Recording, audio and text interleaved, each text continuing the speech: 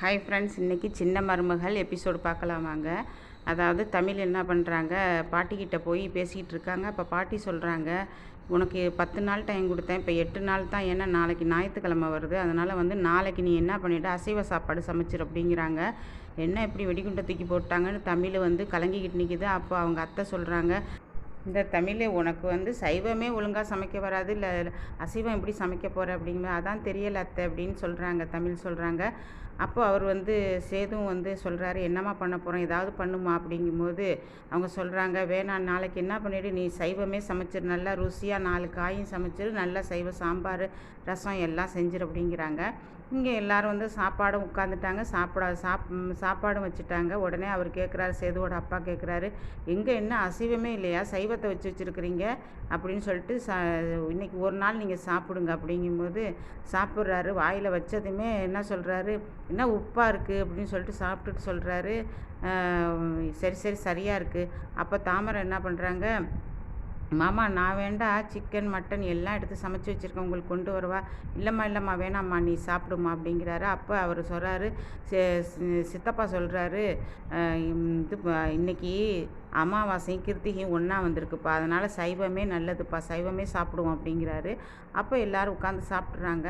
சாப்பிட்டுட்டு என்ன பண்ணுறாங்க, ரச சாப்பாடு சாப்பிட்றாங்க. ரசம் நல்லா டேஸ்ட்டாக இருக்குது. அதை வாங்கி வாங்கி சாப்பிட்டுக்கிட்டே இருக்காங்க. இதை பார்த்துட்டு தமிழுக்கு ரொம்ப சந்தோஷம் தாங்கலை, ரொம்ப குதிச்சுக்கிட்டு நிற்கிது. இப்போ என்ன பண்ணுறாங்க, சேதுவும் தமிழும் டான்ஸ் ஆடி நிற்கிது, நல்லா சமைச்சிட்டோன்னு சொல்லிட்டு. அப்போ எல்லோரும் சந்தோஷப்படுறத பார்த்துட்டு இங்கே தாமரையோட அம்மா ஒரு இது பண்ணுறாங்க, பிளான் போடுறாங்க. இவ என்னமோ சமைச்சிட்டேன்னு சொல்லிட்டு டான்ஸ் ஆடிக்கிட்டு இருக்காடி, இவளை இப்படியே விடக்கூடாது, இப்படியே விட்டா இவள் சமைக்க ஆரம்பிச்சிருவா, இதுக்கு ஏதாவது ஒரு வழி பண்ணணும். இனிமேல் சமைக்கும் போது இவள் என்ன பண்ணுறா ஏது பண்ணுறான்னு பார்த்துக்கிட்டு நம்ம ஏதாவது ஒரு வழியை பண்ணி இவளுக்கு சமைக்க விடாமல் இவள் நல்ல பேர் எடுக்காமல் பார்த்துக்கணுண்டி அப்படிங்கிறாங்க தாமரையோட அம்மா. தாமரையும் சொல்கிறா, இந்த மாதிரி நம்ம இனிமேல் இவளை சமைக்க விடக்கூடாதும்மா, அந்த சேது மாமாவை நான் தான் கட்டிக்கணும் அப்படின்னு சொல்லிட்டு இங்கே ஒரு பிளான் போட்டுக்கிட்டு இருக்காங்க. இங்கே தமிழ் என்ன பண்ணுறாங்க, நம்ம நல்லபடியாக சமைச்சிட்டோம், இப்போ நம்ம அம்மா வீட்டுக்கு போகலாம், அம்மாவை போய் பார்க்கலாம், அப்பாவை போய் பார்க்கலாம், தங்கச்சியை போய் பார்க்கலான்னு ரொம்ப சந்தோஷமாக இருக்காங்க. இவங்க போடுற பிளான் தமிழுக்கு தெரியல, ஆனால் தமிழ் இதுலேயும் வின் பண்ணிட்டு வந்துடுவாங்க. இது மாதிரி போயிட்டுருக்கு. அவருக்கும் தமிழோட மாமனாருக்கு தமிழ் சாப்பாடு ரொம்ப பிடிச்சி போச்சு, நல்லா சமைக்குது இந்த பொண்ணு அப்படின்னு சொல்கிறாரு. நல்லா மருமகளை நீ நல்லா சமைக்கிற அப்படின்னு சொல்லிட்டாரு. ரொம்ப சந்தோஷமாக இருக்காங்க.